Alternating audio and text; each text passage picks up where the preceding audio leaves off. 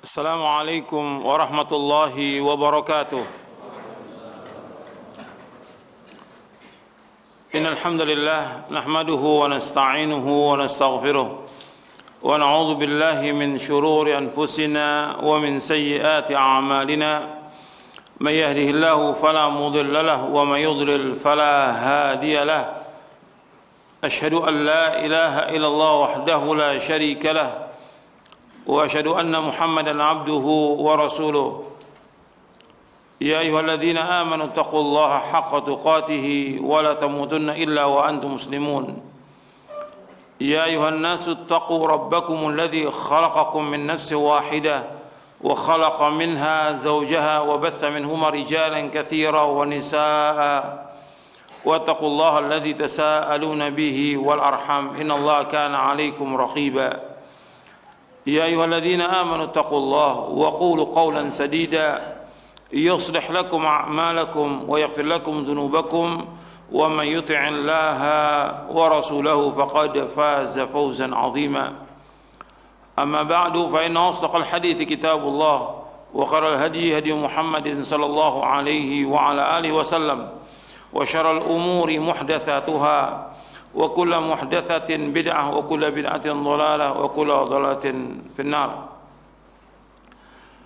Ayolah ikhwah, a'azakumullah, kepada seluruh yang hadir, ikhwan dan akhwat yang mudah-mudahan dirahmati oleh Allah Ta'ala, dan kepada seluruh kaum muslimin, pemirsa TV Roja dan pendengar Radio Roja yang mudah-mudahan dirahmati oleh Allah Ta'ala.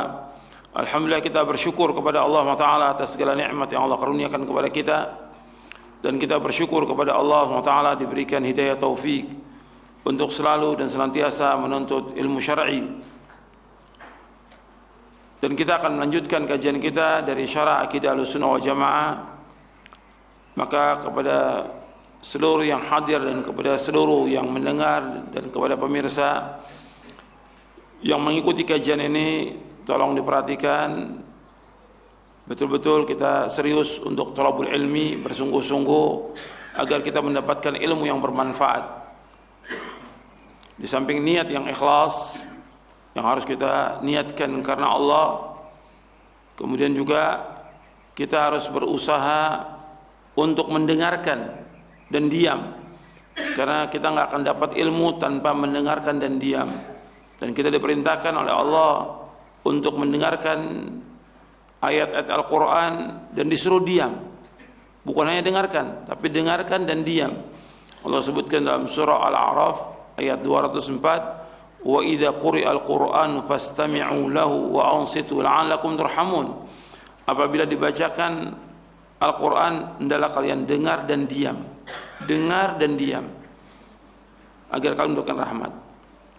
Kemudian berusaha untuk memahami apa yang disampaikan, sebab pemahaman ini penting. Banyak orang nuntut ilmu nggak paham, dan ini diberikan oleh Allah bagi orang-orang yang Allah kehendaki kebaikan untuknya. Jadi pemahaman ini bagi orang-orang yang Allah kehendaki kebaikan. Nabi bersabda sallallahu alaihi wasallam, man yuridillahu bi khairan yufaqihu fid din. Barang siapa yang dikehendaki oleh Allah kebaikan padanya, diberikan dia pemahaman tentang agama. Hadis ini sahih dari Bukhari dan Muslim. Jadi kalau orang dia dikehendaki Allah kebaikan, diberikan pemahaman tentang agama. Dan dia katakan ilmu itu paham. Yang dikatakan ilmu, al-ilmu al-fahm. Banyak orang untuk ilmu enggak paham. Dan pemahaman ini penting dalam kita beragama. Yang merupakan tonggak dari agama ini pemahaman yang benar. Kemudian mencatat. Nabi menyuruh kita untuk mencatat. Qaidul ilma bil kitab. Ikat ilmu itu dengan tulisan. Anas bin Malik juga radhiyallahu mengatakan, qaidul ilma bil kitab. Ikatlah ilmu itu dengan tulisan. Dicatat. Jadi bawa bukunya, kemudian juga yang dengarkan juga buka kitabnya, bukunya, kemudian catat. Dan catat di buku, dicatat supaya kita paham tentang apa yang dikaji, dan nanti kita bisa murajaah, mengulang lagi. Bab kajian itu harus kita ulang lagi, kita murajaah lagi, sehingga kita banyak mendapatkan faedah-faedah dari pengulangan itu. Setiap kita mengulang itu mesti ada faedahnya, masih ada manfaatnya. Kemudian setelah itu ilmu itu harus diamalkan, karena tujuan kita menuntut ilmu untuk diamalkan. Orang yang paling rugi, orang yang paling miskin adalah orang yang bersusah payah untuk thalabul ilmi tapi dia tidak amalkan. Seperti dikatakan oleh Imam Ibnu Jauzi, kata beliau, orang yang miskin dan paling miskin lah orang-orang yang menuntut ilmu dengan bersusah payah tapi dia tidak mengamalkan. Ilmu ini untuk diamalkan. Makanya dikatakan oleh Abdullah bin Mas'ud radhiyallahu an, ta'allamu fa idza 'alimtum fa'malu. Belajarlah kalian. Kalau kalian sudah belajar, amalkan. Ilmu ini untuk diamalkan. Ikhwan fillah, azakumullah, kepada seluruh kaum muslimin dan muslimat yang mudah-mudahan dirahmati oleh Allah, kita akan lanjutkan kajian kita dari Syarah Aqidah Ahlussunnah wal Jamaah. Kita masuk poin yang ke-9 tentang pilar ibadah dalam Islam. Ahlussunnah wal Jamaah sepakat bahwa manusia diciptakan oleh Allah Subhanahu wa taala untuk beribadah dengan memurnikan ketaatan kepada Allah serta meneladani sunnah Nabi sallallahu alaihi wasallam. Maka setiap muslim dan muslimah harus mengetahui hakikat ibadah yang sebenarnya agar amalan yang dikerjakannya diberikan ganjaran kebaikan oleh Allah Subhanahu wa taala. Definisi ibadah. Ibadah secara bahasa berarti merendahkan diri serta tunduk. Sedangkan menurut syarak, ibadah mempunyai banyak definisi, tetapi makna dan maksudnya satu. Definisi itu antara lain adalah yang pertama, ibadahlah taat kepada Allah dengan melaksanakan perintah melalui lisan para rasulnya. Ini disebutkan oleh Syekh Dr. Shalih Fauzan di dalam kitabnya Aqidatul Tauhid. Kata beliau, "Annal ibadata hiya ta'atullah bimtithali ma umira bihi ala sinati rusulihi." Ibadah itu yaitu ketaatan kepada Allah dengan melaksanakan apa yang diperintahkan melalui perantara lisan para rasulnya. Yang kedua, ibadah adalah merendahkan diri kepada Allah, yaitu tingkatan tunduk yang paling tinggi dan disertai dengan rasa mahabbah, kecintaan yang paling tinggi. Ini disebutkan oleh Syekhul Islam Ibnu Taimiyah di dalam kitabnya Al-Ubudiyah. Dia menyebutkan di dalam kitab Al-Ubudiyah tentang ibadah. Ada beberapa definisi disebutkan di dalam kitab Al-Ubudiyah oleh Syekhul Islam Taimiyah. Kata beliau bahwa ibadah tatadamman ghayatadz dzulli lillahi ta'ala bi ghayatil mahabbah lahu. Bahwa ibadah itu artinya merendahkan diri kepada Allah dengan tingkatan ketundukan yang paling tinggi dan juga disertai dengan rasa cinta yang paling tinggi.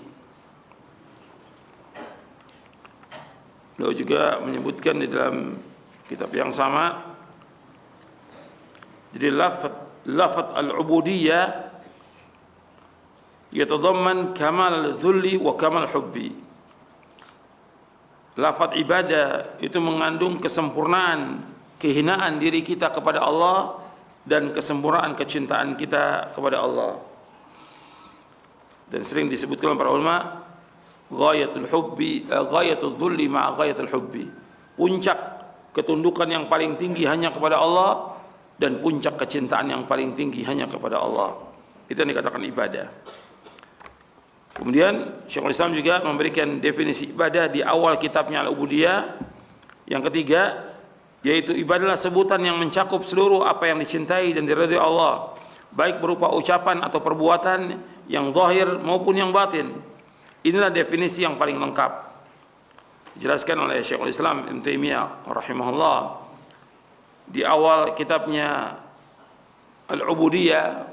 Beliau memberikan definisi al-ibadatu hiya ismun jami'un likulli ma yuhibbuhu Allah wa yardah min al-aqwali wal af'ali adh-dhahirati wal batinah.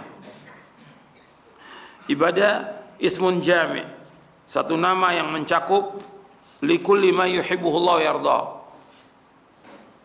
Satu nama yang mencakup apa-apa yang dicintai Allah dan diridhoinya, minal aqwali wal a'mal, dari perkataan dan perbuatan, al-batinah wal zahirah, atau al-zahir wal batinah, yang tampak maupun yang tersembunyi, yang zahir maupun yang batin.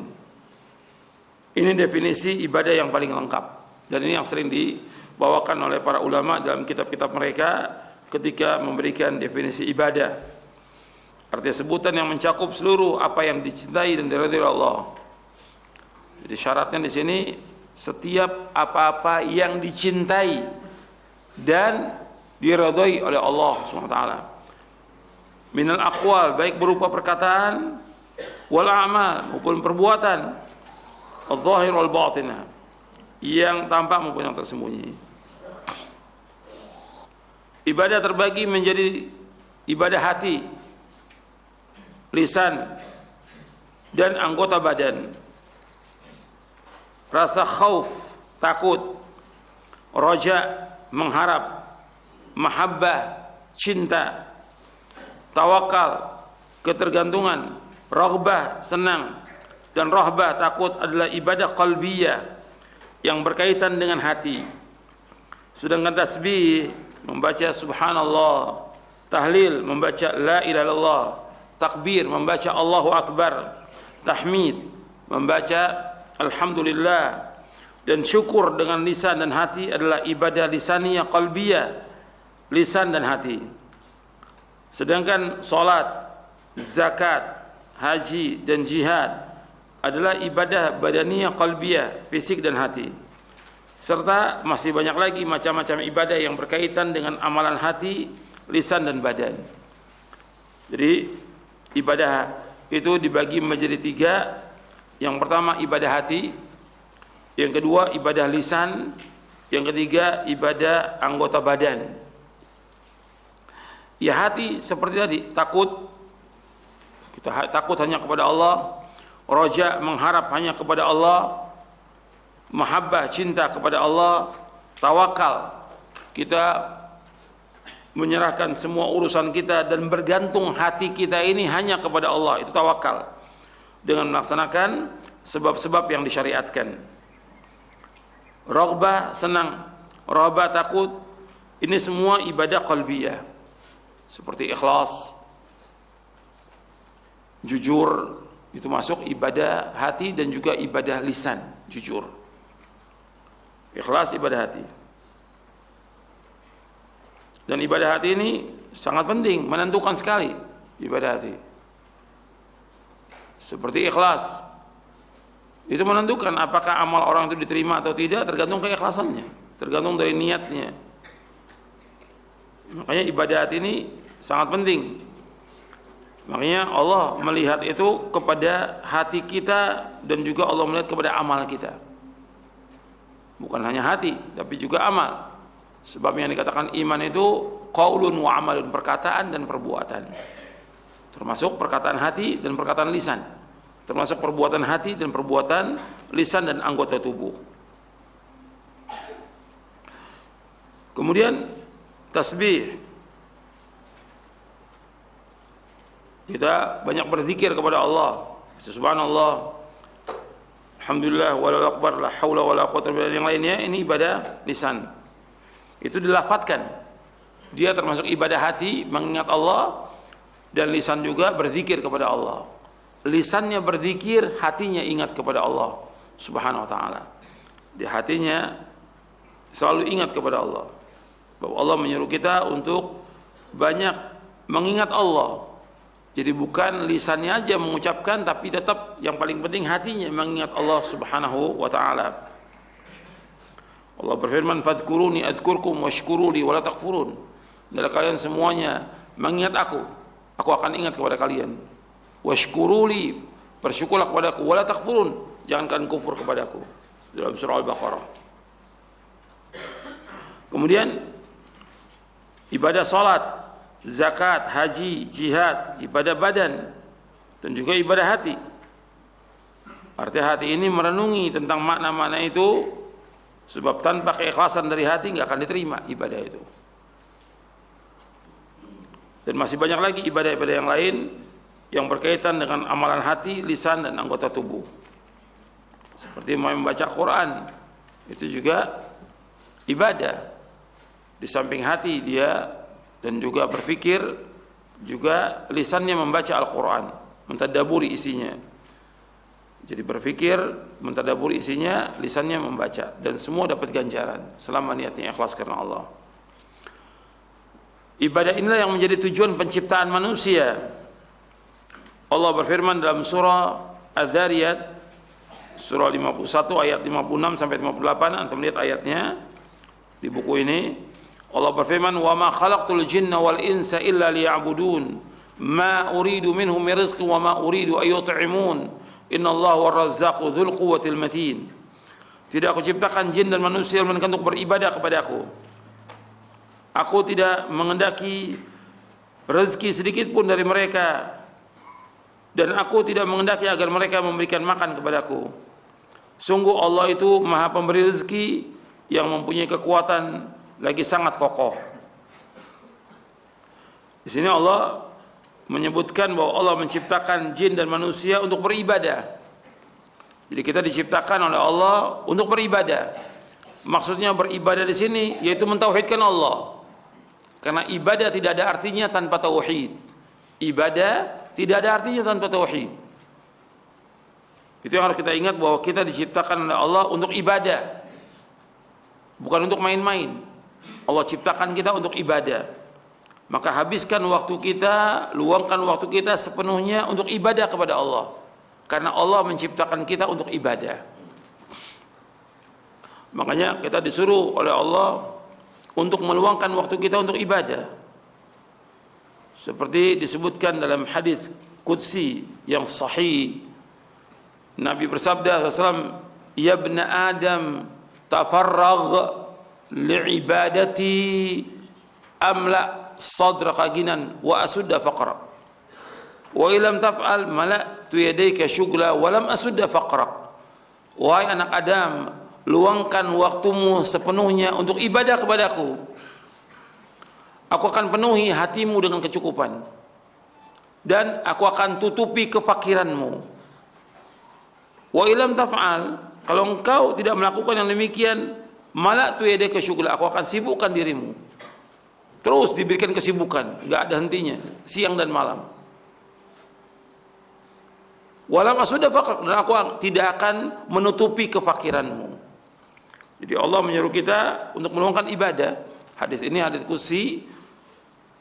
Nabi bersabda SAW, Allah berfirman, "Wahai anak Adam, luangkan waktumu untuk ibadah kepadaku." Jadi kita diperintah untuk ibadah kepada Allah, dan Allah ciptakan kita untuk ibadah. Ibadah ini untuk siapa? Untuk kita. Allah menyebutkan Allah nggak minta rezeki dari kita. Ma uridu min rizqi wa ma uridu an yut'imun. Aku nggak minta dari mereka rezeki, aku nggak minta makan. Artinya ibadah ini merupakan murni kebutuhan manusia kepada Allah. Ibadah ini murni kebutuhan manusia kepada Allah. Jadi Allah nggak butuh kepada manusia. Allah ciptakan mereka untuk ibadah kepada Allah untuk kepentingan manusia. Untuk kepentingan manusia, mereka akan mendapatkan kenikmatan, kesenangan, kebahagiaan, ganjaran, pahala, dan sorga dengan sebab mereka ibadah kepada Allah.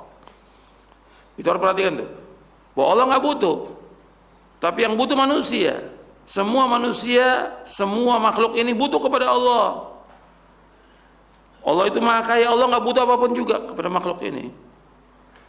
Allah subhanahu wa ta'ala, sebelum Allah menciptakan seluruh makhluk ini semuanya, Allah maha kaya, Allah maha mulia,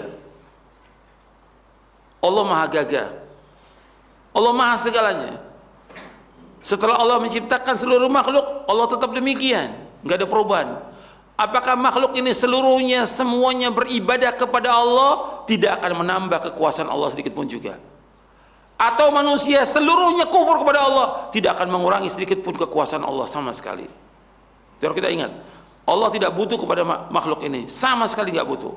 Seandainya seluruh makhluk ini ibadah kepada Allah, semuanya taat, semuanya kepada Allah taat, dari makhluk yang pertama sampai makhluk yang terakhir, itu tidak akan menambah kekuasaan Allah sedikit pun juga, tidak akan menambah kemuliaan Allah sedikit pun juga, sama sekali.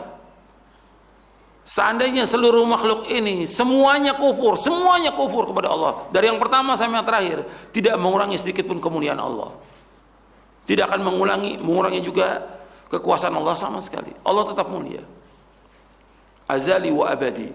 Itu yang kita ingat. Jadi ibadah ini murni kebutuhannya makhluk kepada Allah Ta'ala, untuk kepentingan makhluk, untuk kehidupan mereka, kebahagiaan mereka dunia dan akhirat. Maka Allah menyebutkan di sini Allah nggak butuh. Makanya Allah menyebutkan dalam ayat yang lain, di dalam surah Fatir di ayat 15 Allah berfirman, ya ayuhan nas antumul fuqara'u ila Allah wallahu wal ghaniyul hamid. Allah berfirman dalam surah Fatir, ya ayuhan nas, wahai manusia, antumul fuqara' ila Allah, kalian semuanya fakir, butuh kepada Allah. Wallahu wal ghaniyul hamid. Sungguhnya Allah itu yang maha kaya dan Allah maha terpuji. Jadi Allah menyebutkan bahwa manusia ini semua butuh kepada Allah. Adapun Allah nggak butuh kepada makhluknya sama sekali. Kemudian Allah lanjutkan, innallaha warazzaqu dzul quwwatil matin. Allah yang memberi rezeki, Allah yang maha kuat, Allah yang maha kokoh. Jadi pemberi rezeki itu Allah. Dan rezekinya Allah, sejak Allah memberikan rezeki ini kepada makhluk, tidak berkurang sedikit pun juga, nggak berkurang. Tetap demikian rezekinya Allah. Makanya kita harus meyakini tentang kemahasempurnaannya Allah Subhanahu wa Ta'ala. Kemudian Allah menyebutkan hikmah penciptaan jin dan manusia adalah agar mereka melaksanakan ibadah hanya kepada Allah Azza wa Jal. Dan Allah maha kaya, Allah tidak membutuhkan ibadah mereka, akan tapi mereka lah yang membutuhkannya karena ketergantungan mereka kepada Allah. Maka barang siapa yang menolak beribadah kepada Allah, ia adalah orang yang sombong. Barang siapa ibadah kepada Allah tapi dia beribadah juga kepada selain Allah, maka ia adalah musyrik. Barang siapa yang beribadah kepada Allah tetapi dengan selain apa yang disyariatkannya, maka ia adalah mubtadi', pelaku bid'ah. Dan barang siapa yang beribadah kepada Allah hanya dengan apa yang disyariatkannya, maka ia adalah seorang mukmin muwahhid. Ini disebutkan oleh Syekh Dr. Shalih Fauzan dalam kitabnya Aqidatut Tauhid. Jadi orang yang tidak beribadah kepada Allah, orang yang sombong. Allah menyebutkan ketika Allah menyeru makhluk ini semuanya berdoa kepada Allah dalam surah Ghafir di ayat 60 atau surah Al-Mu'min ayat 60, wa qala rabbukum ud'uni astajib lakum innal ladzina yastakbiruna an ibadati sayadkhuluna jahannama dakhirin. Allah berfirman adalah wa qala rabbukum ud'uni astajib lakum, dan Rabb kalian berkata, hendaklah kalian semua berdoa kepadaku, kepada Allah, Allah akan mengabulkan doa kalian. Innal ladzina yastakbiruna ibadati sayadkhuluna jahannama dakhirin. Orang-orang yang sombong dari beribadah kepada Allah, maka dia akan masuk neraka jahanam dalam keadaan terhina. Artinya orang-orang yang tidak mau ibadah adalah orang yang sombong dan akan masuk neraka jahanam dalam keadaan terhina. Kemudian orang-orang yang memalingkan ibadah kepada selain Allah, maka dia musyrik. Dia beribadah kepada Allah tapi ibadah juga kepada selain Allah, maka dia musyrik. Ini sudah kita bahas tentang syirik. Sudah 4 kali pertemuan kita bahas tentang syirik. Kemudian barang siapa yang beribadah kepada Allah tetapi dengan apa yang tidak disyariatkan, maka dia mubtadi', pelaku bid'ah. Dia melaksanakan ibadah yang tidak sesuai dengan apa yang dicontohkan oleh Rasulullah sallallahu alaihi wa ala alihi wasallam. Tapi orang yang ibadah kepada Allah Hanya dengan apa yang disyariatkan maka ia adalah mukmin, muwahhid yang mengesahkan Allah SWT. Kemudian kita masuk pilar-pilar ibadah yang benar. Pilar-pilar ibadah yang benar, sesungguhnya ibadah itu berlandaskan pada 3 pilar, yaitu hub, cinta, khauf, takut, roja, harapan. Jadi rukun ibadah itu ada 3. Rukun ibadah 3. Yang pertama kecintaan, hub. Yang kedua khauf, takut. Yang ketiga roja, harapan. Rasa cinta harus dibarengi dengan rasa rendah diri, sedangkan khauf harus dibarengi dengan roja. Dalam setiap ibadah harus terkumpul unsur-unsur ini. Allah Subhanahu wa ta'ala berfirman tentang sifat hamba-hambanya yang mukmin, yuhibbuhum wa yuhibbuna.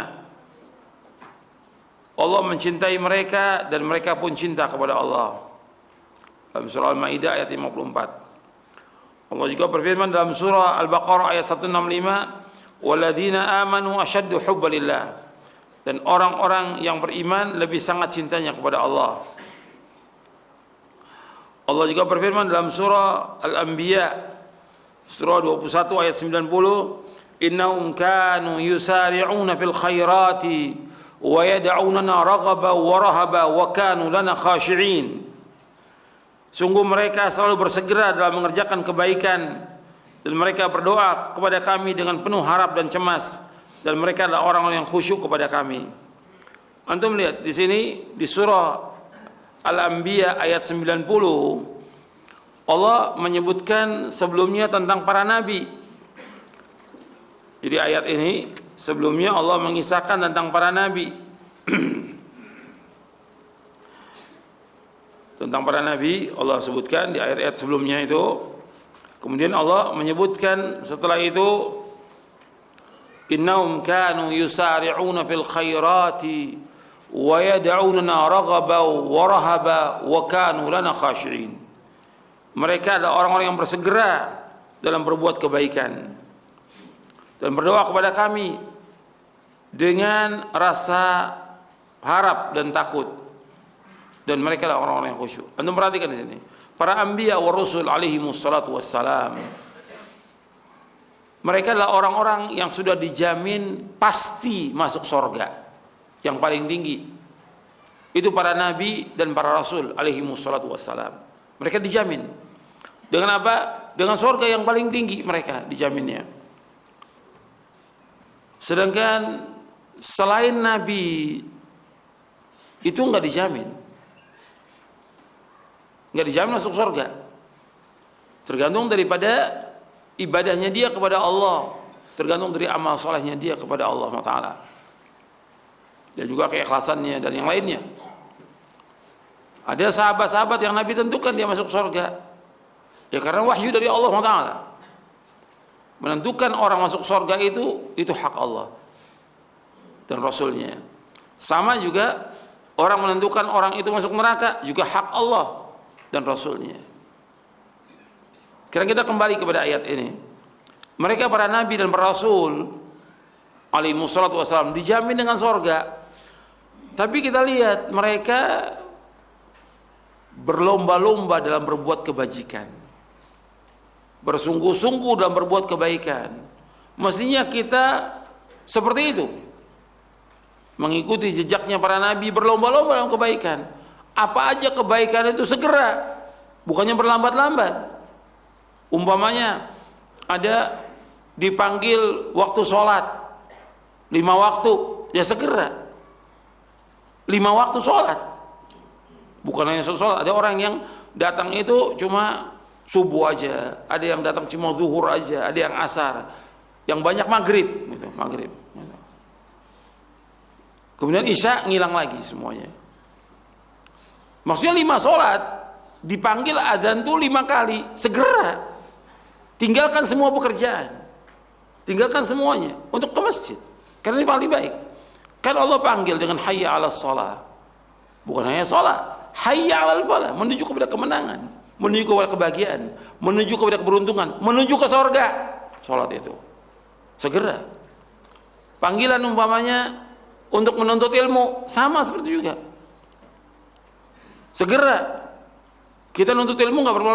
Jangan setiap datang nuntut ilmu terlambat. Jangan terlambat. Antum paling pertama kali datang mestinya. Dan bawa kitabnya, bawa bukunya, catat. Karena ini kebaikan, ini kewajiban, dan ini jalan menuju surga. Semua seperti itu.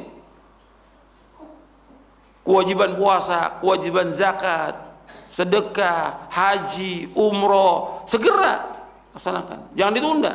Ada kemampuan segera. Dan nuntut ilmu ini terus. Karena kalau nuntut ilmu semua orang bisa lakukan semuanya. Siapa aja, orang kaya, orang miskin, dan ini kewajiban.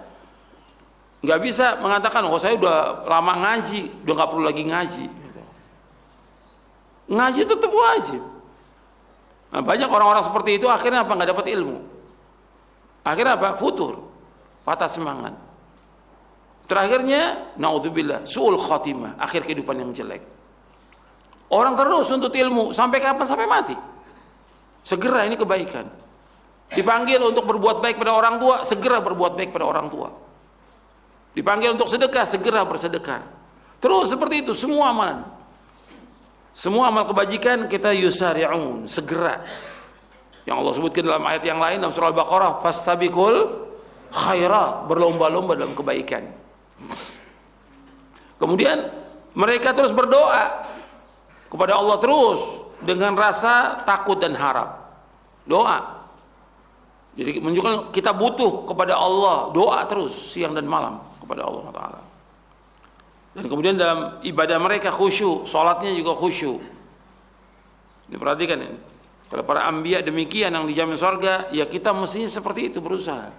Bagaimana salat kita ini dalam ibadah kita ini khusyuk kepada Allah Taala. Tidak diganggu dengan dunia. Tidak diganggu dengan pekerjaan, tidak diganggu dengan yang lain. Pokoknya ibadah kepada Allah. Karena memang kita diciptakan Allah untuk ibadah. Untuk ibadah. Kemudian sebagian ulama salaf mengatakan barang siapa yang ibadah kepada Allah hanya dengan rasa cinta, maka ia zindik, munafik, sesat dan mulhid. Barang siapa yang ibadah dengan roja saja, maka adalah murji. Murji artinya murji'ah. Murji'ah golongan yang mengatakan bahwa amal bukan bagian dari iman. Iman yang dalam hati, ini sesat nih. Kelompok murji'ah, kelompok yang sesat dan menyesatkan. Kelompok murji'ah ini kelompok yang sesat dan menyesatkan. Kemudian barang siapa yang ibadah kepada Allah dengan khauf, dengan takut, maka ia adalah haruri. Haruri artinya khawarij. Ini pertama kali muncul di Harura dekat Kufa yang berkeyakinan bahwa orang mukmin yang berdosa besar adalah kafir. Orang mukmin yang berdosa besar kafir. Ini semuanya sesat. Jadi ibadah kepada Allah hanya dengan rasa cinta, maka zindik dia. Dia tidak mengikuti contoh Nabi SAW, yang penting hanya cinta. Jadi yang seperti ini sesat. Kenapa? Dia bisa mencintai sesama laki-laki. Ini mulhid. Yang penting kan cinta. Sampai seperti itu. Ada kelompok yang disesat, dia mencintai wanita, tidak mencintai laki-laki. Ini saya lakukan karena Allah. Ini sesat ini. Dan ini pun harus ada bimbingan. Contoh Rasulullah gimana ibadah itu. Ibadah dengan mengharap aja roja kepada Allah Taala. Dalam murji'ah, pemahaman murji'ah yang sesat ini, bahwa dosa orang itu tidak berpengaruh kepada imannya. Orang berbuat dosa besar apa aja itu nggak berpengaruh pada iman. Ini sesat murji'ah ini. Ini pemahaman murji'ah. Ya menurut mereka dosa itu nggak punya pengaruh. Iman juga nggak bertambah, nggak berkurang kata mereka. Ini sesat murji'ah. Dari zaman dahulu sudah ada murji'ah ini sesat. Dan beribadah kepada Allah dengan rasa takut aja. Kalau ini harap aja. Atau dia berbuat dosa dan maksiat, yang penting mengharap pada Allah. Ini sesat. Kata dia dengan mengharap itu akan diampuni dosanya. Ini sesat. Tanpa dibarengi dengan amal-amal soleh dan juga menjauhkan dosa dan maksiat. Karena kita diperintahkan oleh Allah untuk menjauhkan dosa dan maksiat. Dan barang siapa yang kepada Allah dengan khauf, dengan rasa takut saja, maka dia haruri. Khawarij.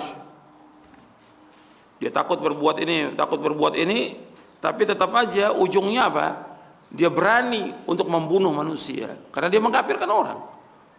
Dia takut untuk berbuat dosa, ibadahnya mereka ini Murji'ah, Khawarij ini luar biasa. Khawarij ini salat malamnya, baca Qur'annya, dan yang puasanya, tapi Al-Quran tidak melewati tenggorokan mereka.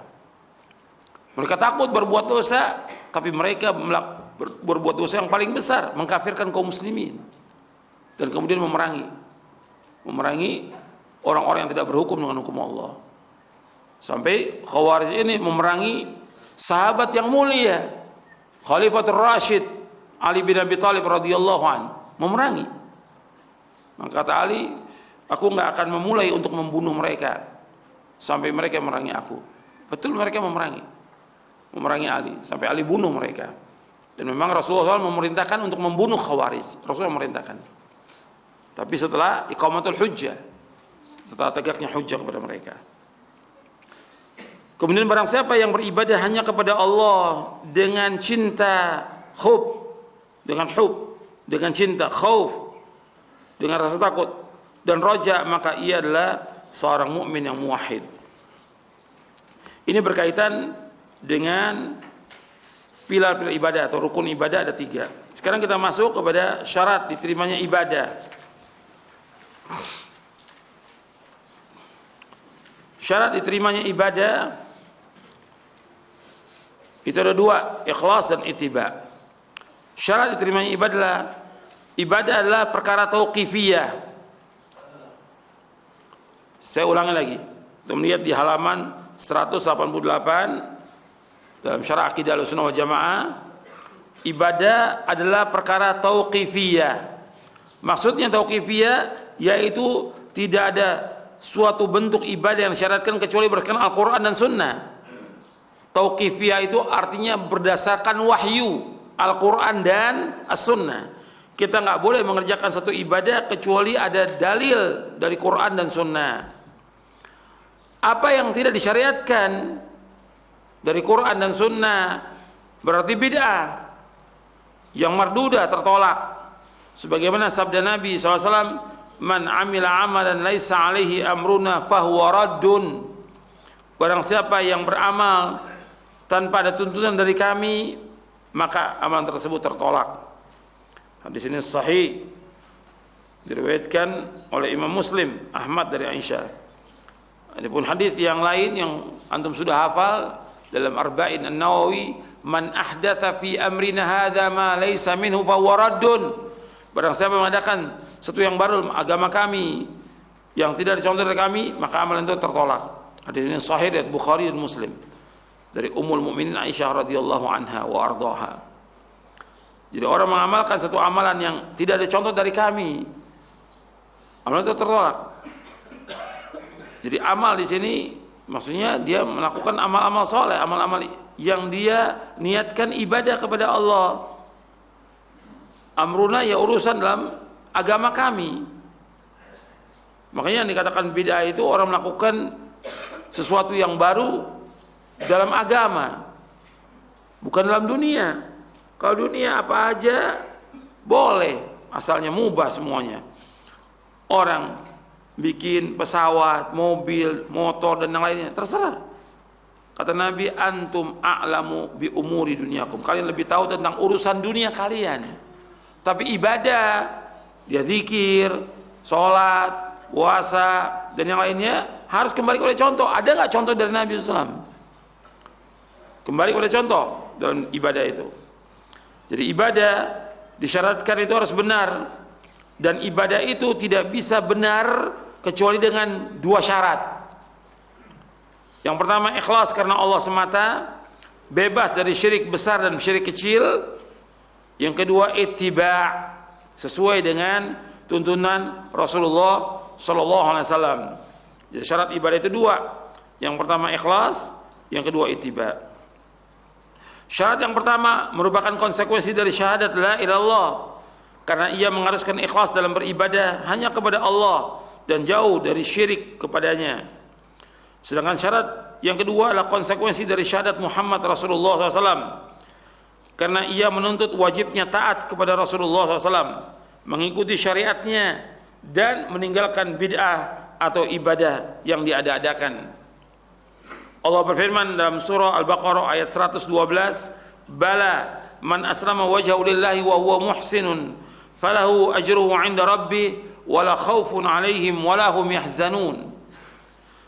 Tidak, barang siapa yang menyerahkan diri sepenuhnya kepada Allah dan dia berbuat baik, dia mendapat pahala di sisi Rabb-nya dan tidak ada rasa takut pada diri mereka dan mereka tidak bersedih hati.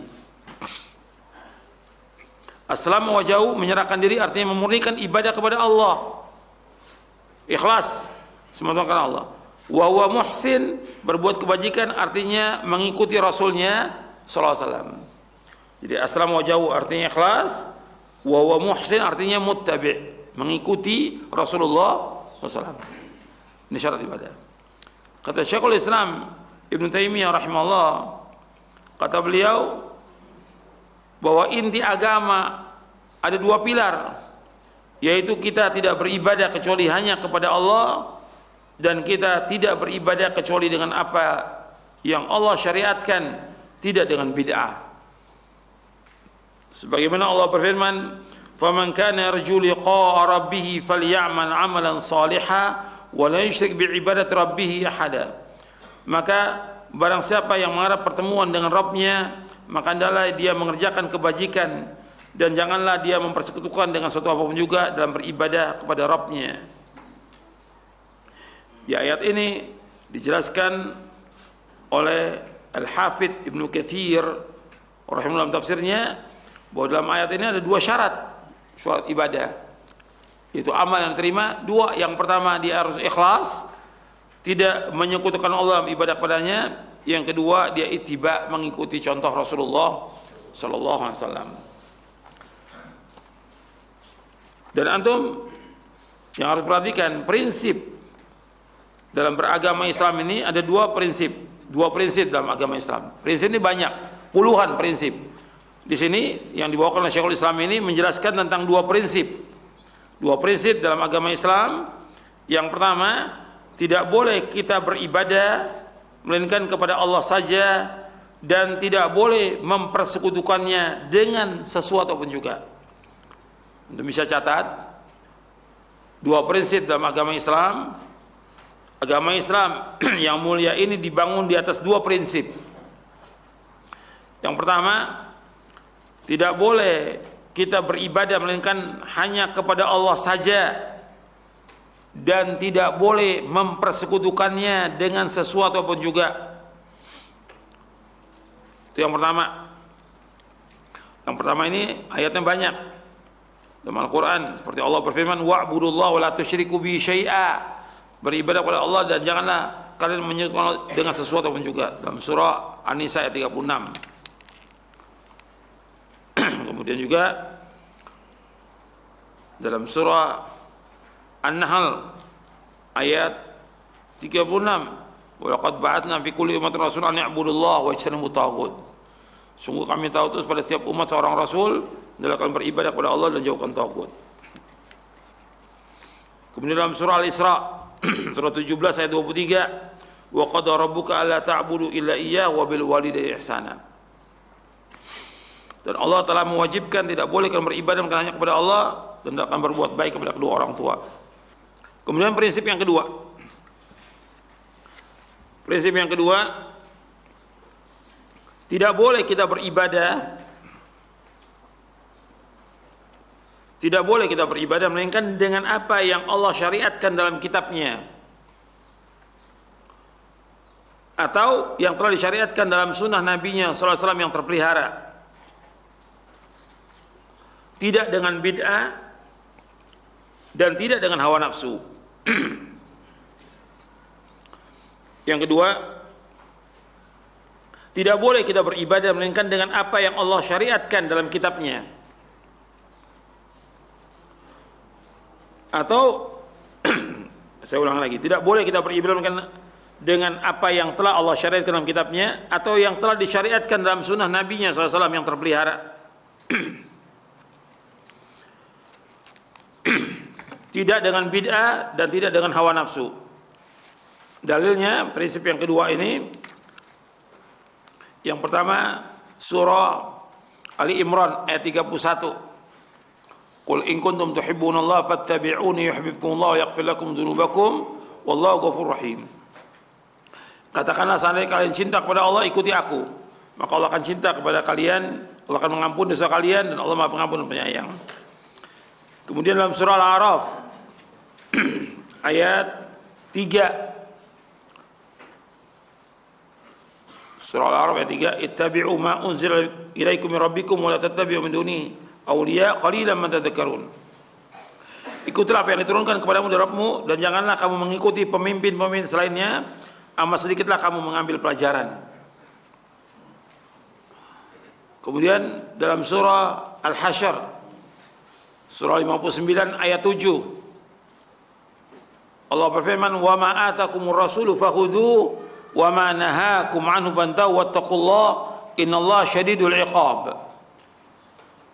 Dan apa yang datang kepada kamu dari Rasul kamu ambil, apa yang dilarang kamu tinggalkan, bertakwalah kepada Allah, sesungguhnya Allah itu sangat keras siksanya.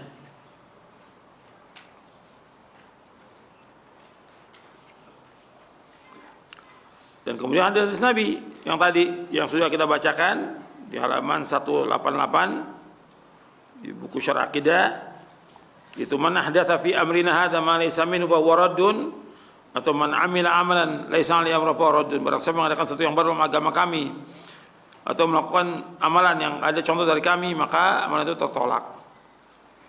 Dan Nabi melarang orang berbuat sesuatu yang baru dalam agama. Nabi melarang berbuat bid'ah. Nabi yang pertama kali mengatakan, wa iyyakum muhdatsatil umur fa inna kulla muhdatsatin bid'ah wa kulla bid'atin dhalalah. Yang pertama kali mengatakan Allah Rasulullah SAW, jauhkan dari kalian dari setiap perkara yang dalam agama, karena setiap yang dalam agama adalah bid'ah dan setiap bid'ah sesat. Hadis ini sahih, diriwayatkan oleh Imam Ahmad, Abu Dawud, Tirmidzi, Ibnu Majah, Darimi, Al-Baghawi dalam Syarah Sunnah, dan Al-Hakim.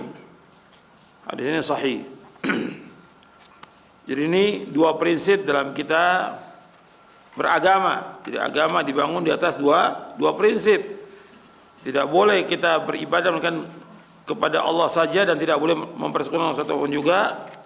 Yang kedua yaitu tidak boleh kita beribadah melainkan dengan apa yang telah Allah syariatkan dalam kitabnya atau yang telah disyariatkan dalam sunnah Nabi-Nya SAW yang terpelihara, dan tidak dengan bid'ah dan tidak dengan hawa nafsu.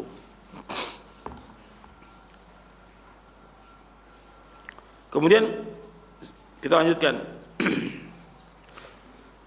Jadi tentang ayat ini, surah Al-Kahfi ayat 110,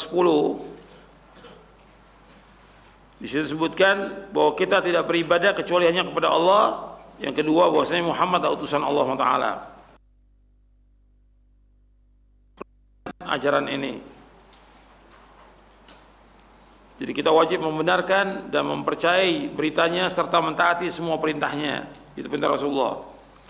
Beliau telah menjelaskan bagaimana cara kita beribadah kepada Allah, dan beliau melarang kita dari hal-hal yang baru atau bid'ah. Dan beliau SAW telah mengatakan bahwa semua bid'ah itu sesat. Kullu bid'atin dhalalah. Yang pertama kali mengatakan demikian adalah Rasulullah SAW. Kemudian Allah berfirman dalam surah Al-Mulk ayat 2,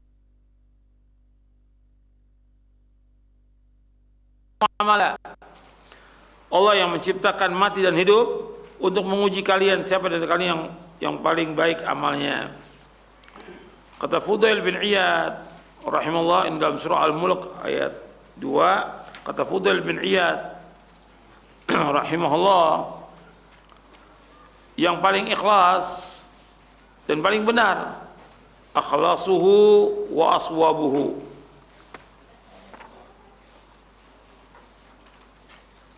Jadi Fudail bin Iyad ketika menafsirkan ayat ini, Fudail bin Iyad ini rahimahullah seorang tabi'in, tabi'ut tabi'in. Beliau seorang imam, qudwah, seorang yang zuhud. Beliau wafat tahun 186 Hijriah. Beliau mengatakan tentang ayat ini, liyabluwakum ayyukum ahsanu amala. Kata beliau, akhlasuhu wa aswabu, yang paling ikhlas dan paling benar. Qalu, mereka berkata, ya Aba Ali, ma akhlasu wa aswabuhu. Apa yang dimaksud dengan paling ikhlas dan paling benar? Untuk melihat terjemahannya ada di buku ini. Dijelaskan oleh Fudail bin Iyad rahimahullah, kata beliau bahwa sungguhnya amal apabila dilakukan dengan ikhlas namun tidak benar, maka tidak akan diterima. Dan apabila dilakukan dengan benar namun tidak ikhlas, maka tidak akan diterima. Hingga ia dilakukan dengan ikhlas dan benar. Yang dilakukan dengan ikhlas yaitu hanya ditujukan untuk Allah Ta'ala, sedangkan yang benar sesuai dengan sunnah Nabi SAW. Ini disebutkan oleh Syekhul Islam dalam kitabnya Al-Ubudiyah, juga dalam kitabnya Majmu' Fatawa di juz yang pertama, dan juga yang lainnya oleh para ulama disebutkan.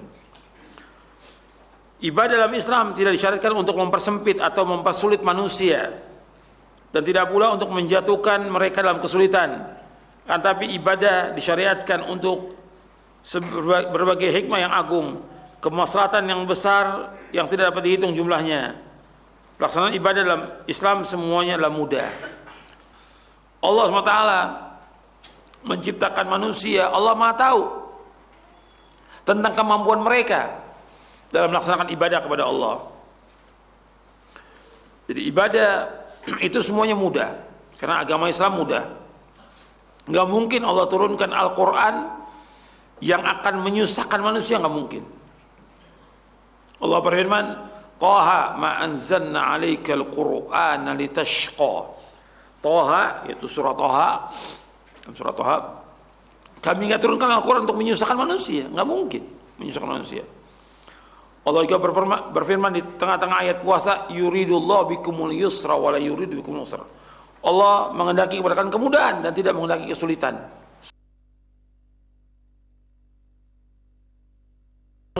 Dalam riwayat Bukhari, inna hadza dina yusrun, sungguhnya agama Islam agama yang mudah. Ya, semuanya mudah. Ibadah semuanya mudah. Dan di antara keutamaan ibadah bahwasanya ibadah dapat mensucikan jiwa, membersihkan hati, dan mengangkatnya ke derajat tertinggi menuju kesempurnaan manusia. Itu ibadah. Jadi orang kalau melaksanakan ibadah, mestinya hatinya akan bersih. Dengan ibadah itu hatinya akan bersih. Bukan tambah kotor, bukan tambah dengki, bukan tambah iri, bukan tambah tamak kepada dunia, bukan. Justru dengan dia ibadah kepada Allah tambah bersih hatinya. Karena tujuan dari ibadah tazkiyatun nufus, membersihkan hati manusia. Dan itu tugasnya para nabi, para rasul, berdakwah ini agar membersihkan hati manusia. Dengan kita laksanakan ibadah ini justru tambah takut kita kepada Allah, tambah takut. Dengan kita ibadah kepada Allah ini tambah baik akhlak kita. Dengan ibadah kepada Allah tambah baik juga hati kita. Seperti itu mestinya. Jadi itu penjelasan tentang ibadah. Sekarang kesimpulannya saya ambil dari beberapa poin yang ada dalam kitab Al-Ubudiyah oleh Syekhul Islam. Yang pertama, itu mencatat. Jadi usahakan setiap yang ngaji bawa bukunya, bawa catatannya, poin catat. Jangan hanya mendengarkan. Itu kalau mendengar cuma mendengarkan aja, masuk kuping kanan keluar kuping kiri, gitu. Dicatat. Karena yang nyuruh untuk mencatat siapa? Rasulullah SAW. Yang pertama, manusia diciptakan oleh Allah untuk ibadah. Manusia diciptakan Allah untuk ibadah.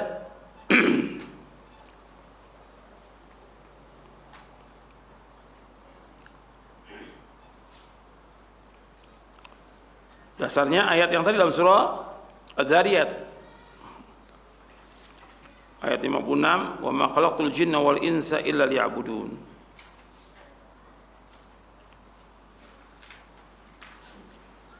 Kemudian yang kedua definisi ibadah.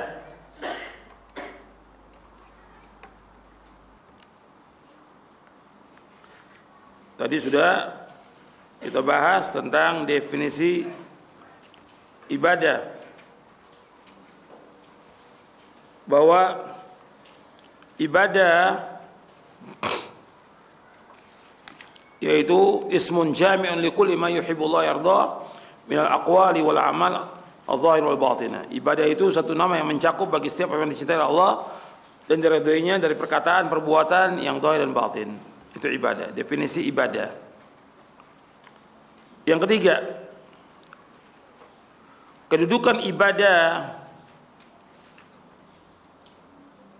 adalah ibadah merupakan puncak yang tertinggi yang Allah cintai dan ridhoi.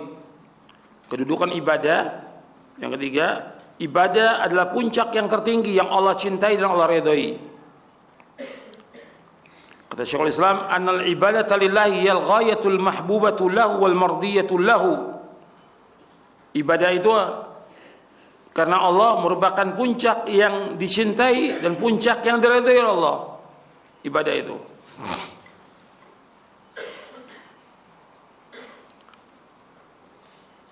Jadi Allah redho, Allah cinta. Makanya di antara definisi ibadah tadi yang kedua itu, seperti yang sudah kita bahas, yaitu puncaknya kehinaan kita hanya kepada Allah dan puncaknya kecintaan itu hanya kepada Allah.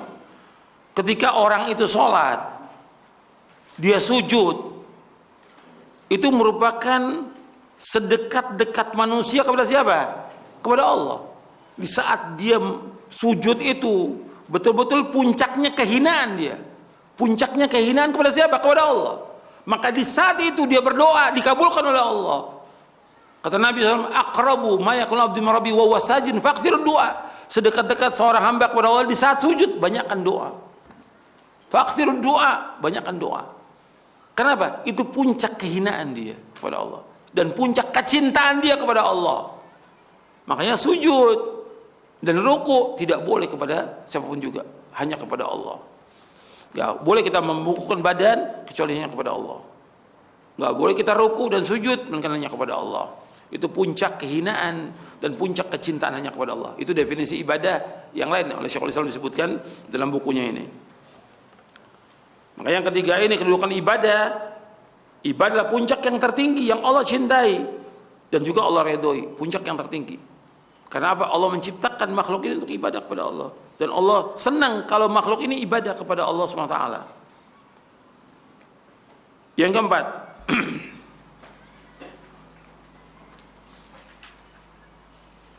keempat, bahwa kesempurnaan makhluk dengan melaksanakan ibadah kepada Allah. Kesempurnaan makhluk ini dengan melaksanakan ibadah kepada Allah. Jadi orang kalau ingin sempurna kehidupannya, dirinya, ya ibadah kepada Allah.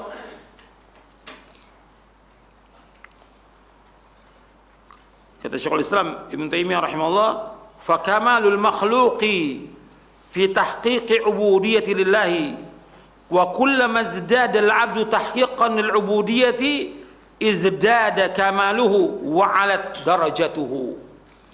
Fa kamalul makhluq, kesempurnaan makhluk fi tahqiqi ubudiyyatillah, yaitu dengan mewujudkan ibadah kepada Allah. Semakin dia ibadah kepada Allah semakin sempurna dia sebagai manusia, sebagai makhluknya Allah, sebagai hamba Allah dia sempurna.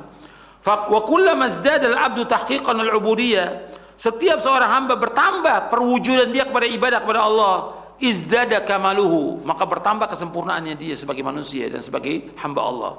Wa 'ala darajat, naik derajatnya insyaallah. Ini yang dicari oleh manusia ini. Bagaimana dia tambah mewujudkan ibadah kepada Allah dan tambah tinggi derajatnya. Maka nabi-nabi disebutkan oleh Allah dengan ibadah. Hatta di puncaknya dia, ketaatan dia kepada Allah tetap ibadah. Dia tetap sebagai abid, sebagai hamba, bukan ma'bud. Ma'bud itu hanya satu Allah. Makanya Nabi SAW, ketika Nabi SAW dijalankan oleh Allah dari Masjidil Haram ke Masjidil Aqsa, kemudian dinaikkan ke langit, Allah sebutkan dengan kalimat hamba. Subhanalladzi asra bi'abdihi. Maha suci Allah yang telah menjalankan hambanya. Nabi meskipun puncaknya paling tinggi, makhluk yang paling tinggi derajatnya di sisi Allah Taala, paling mulia, pemimpin para nabi, tetap dia sebagai hamba, tidak boleh disembah. Yang boleh disembah hanya satu, yaitu Allah Taala. Makhluk semuanya siapapun dia nggak boleh disembah. Nggak boleh orang berdoa kepada manusia, nggak boleh berdoa kepada Nabi SAW, nggak boleh meminta kesembuhan kepada Nabi, nggak boleh. Mintanya hanya kepada Allah. Puncaknya ibadah itu minta kepada Allah Taala. Dan makhluk itu sempurna dengan ibadah kepada Allah. Maka kebalikannya sekarang, masih yang poin yang sama.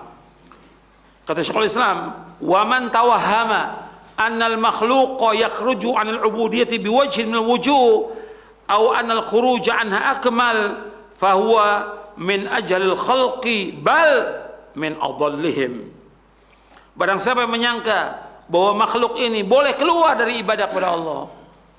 Kan ada sangkaan itu dari orang-orang yang menganggap bahwa dia sudah mencapai makom yang paling tinggi, hakikat ma'rifat, ulama tarekat atau tasawuf. Barang siapa menyangka makhluk boleh keluar dari ibadah kepada Allah, maka atau dia keluar dengan ibadah ini dia lebih sempurna, sudah mencapai tingkatan yang paling tinggi, hakikat ma'rifat.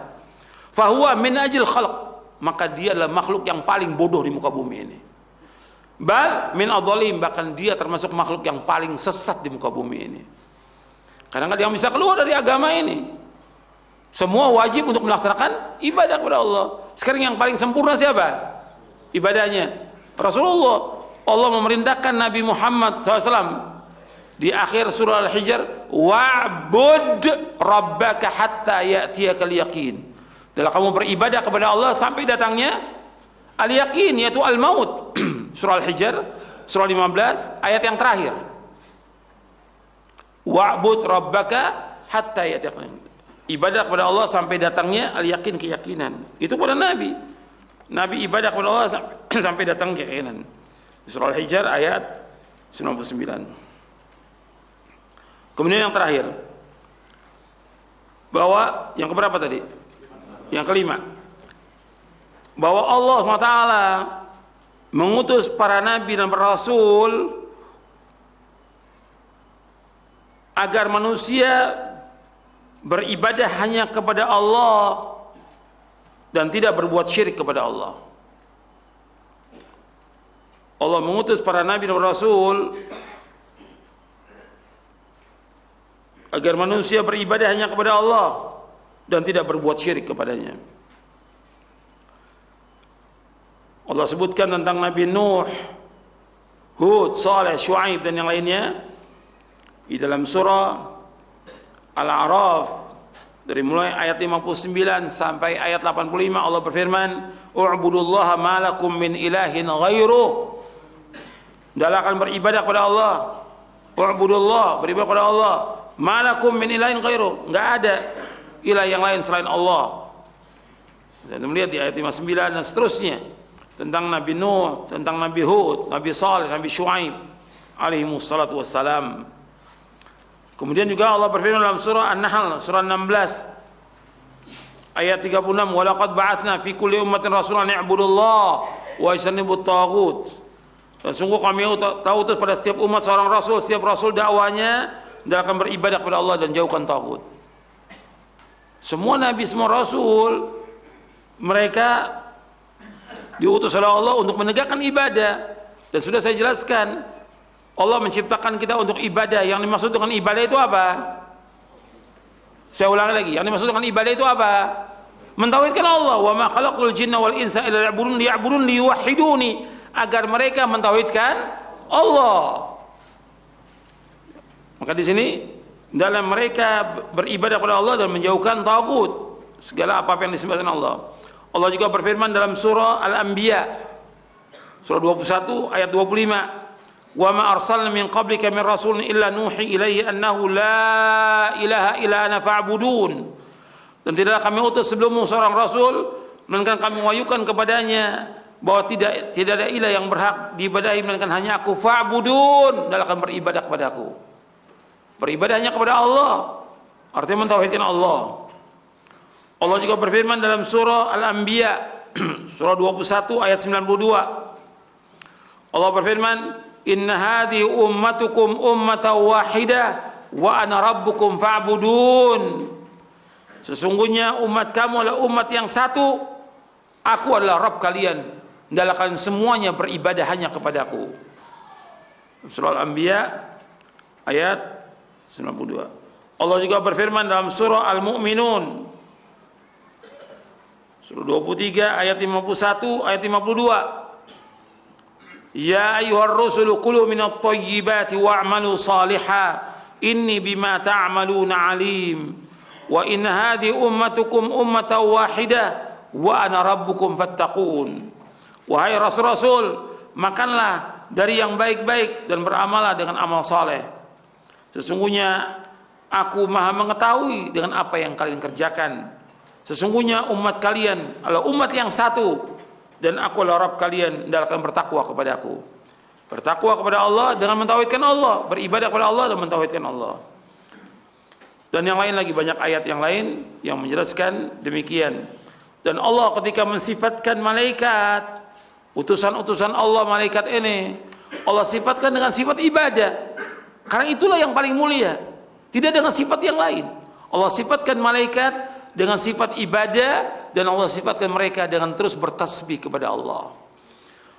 Dalam surah Al-Anbiya ayat 19 ayat 20. Surah Al-Anbiya ayat 19-20. Allah berfirman, dan bagi Allah makhluk yang di langit dan di bumi itu semuanya ciptaan Allah, dan malaikat-malaikat yang berada di sisinya tidak sombong dari beribadah kepada Allah, dan mereka tidak pernah lelah. Mereka bertasbih di waktu malam dan siang yang tidak pernah berhenti, terus menerus. Jadi malaikat itu terus beribadah kepada Allah, nggak pernah berhenti. Dan mereka bertasbih siang dan malam, nggak pernah berhenti. Itu pekerjaan mereka, dan itulah yang disenangi dan dicintai oleh Allah SWT. Ya, ini saja yang bisa saya sampaikan, mudah-mudahan bermanfaat. Wassalamualaikum Muhammadin sallallahu alaihi wa ala alihi wasallam. Wa akhiru da'wana alhamdulillah rabbil alamin. Nah, terima kasih kami ucapkan untuk Al Ustaz. Jazakallah khairan, barakallahu fiik atas materi bahasan yang penuh manfaat di kesempatan pagi hari ini. Dan di Khotal Islam, pendengar dan pemirsa Roja, kita masuki sesi interaktif, sesi tanya jawab. Terlebih dahulu kami angkat pertanyaan dari pesan singkat dari Pak Bukhari di Jakarta. Assalamualaikum warahmatullahi wabarakatuh. Ahsanallahu ilaikum. Ustadz tadi menjelaskan tentang pilar-pilar ibadah yang benar, yang di dalamnya harus berkumpul khauf, roja, dan mahabbah. Lalu bagaimanakah pandangan Ustadz dengan syair yang tersebar luas di masyarakat kita, yang salah satunya berbunyi, Ilahi lastu lil firdausi ahla, wala aqwa ala naril jahimi. Yang artinya, wahai Robku, sungguh aku tak pantas menjadi ahli surga, dan aku pun tak kuat menahan panasnya api neraka. Mohon penjelasannya, apakah syair ini benar? Jazakallah khairan atas nasihat dan jawaban Al-Ustaz. Barakallahu fikum. Iya. Alhamdulillah wassalatu wassalam. Tentang masalah ibadah kepada Allah, kita ibadah kepada Allah, niat kita dengan ibadah kepada Allah, yang pertama melaksanakan perintah Allah, memang kita diciptakan untuk ibadah. Yang kedua, yaitu kita ibadah ini untuk agar manusia ini bersungguh-sungguh untuk, jadi kita ibadah ini untuk mendapatkan surga. Adapun syair yang tadi itu tidak benar. Dan tidak boleh orang mengatakan lastu li firdausi ahlan. Semua makhluk ini berhak masuk surga. Semuanya punya hak masuk surga. Hatta dia pelaku maksiat, dia sebagai seorang muslim yang nggak berhak masuk surga, orang kafir, iblis, dia masuk neraka. Orang kafir tempatnya neraka. Orang munafik i'tiqadi tempatnya neraka. Pelaku maksiat dari orang Islam, ya dia akan masuk neraka, akan dicuci dengan perbuatan dosa maksiatnya. Tapi nggak boleh kita mengatakan bahwa kita nggak berhak masuk surga. Kita justru ibadah untuk masuk surga. Kita ibadah ini untuk masuk surga. Maka permintaan seorang hamba yang paling tinggi, paling mulia, yaitu minta surga. Makanya Nabi ketika mendengar ada seorang sahabat dia membaca dan berdoa kepada Allah, Allahumma inni as'alukal jannah wa a'udzubika minan nar. Ya Allah, aku meminta pada Engkau surga, jauhkan dari neraka. Kata Nabi, siapa yang mengucapkan? Aku ya Rasulullah. Haulah hanudan, di sekitar itu kita minta.